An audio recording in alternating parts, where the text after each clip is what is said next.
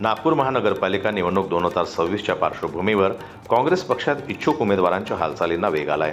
प्रभाग क्रमांक 4 मधून काँग्रेसच्या महिला नेत्या कल्पना विलास गोस्वामी यांनी अनुसूचित जाती महिला प्रवर्गातून उमेदवारीची मागणी केली आहे। 25 वर्षांपासून निस्वार्थ समाजसेवा आणि 15 वर्षाचा राजकीय अनुभव असलेल्या कल्पनाताई गोस्वामी सध्या नागपूर शहर महिला काँग्रेसच्या सचिव पदावर कार्यरत आहेत। नगरसेविका नसतानाही त्यांनी आमदार डॉक्टर नितीन राऊत यांच्या मार्गदर्शनाखाली प्रभागात पाणीपुरवठा, डांबरीकरण, रस्ते, सांडपाणी line, gutter line, street light, समाजभवन अशी अनेक विकास कामे मार्गी लावली आहेत। नमस्कार, माझं नाव कल्पना विलास गोस्वामी आहे। मी काँग्रेस पक्षातर्फे प्रभाग 4 उमेदवारी मागितलेली आहे।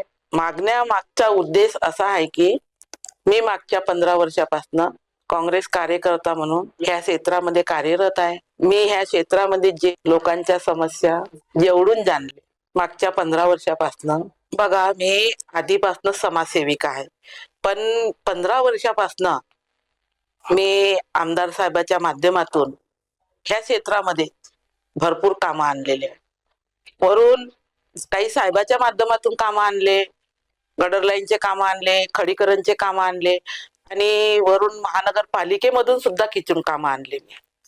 आज मी कोण्या पदावर नसताना, काही नगरसेवक नसताना बी आज इथे 20 वर्षापासून भाजपची जे सत्ता आहे, आज त्यांचे काम ह्या क्षेत्रामध्ये काहीच नाही आहेत। नगरसेवक नसताना बी मी इथे भरपूर कामं केलेली आहे आणि जे मी उमेदवारी मागितलेली आहे ते मला उमेदवारी द्यावी।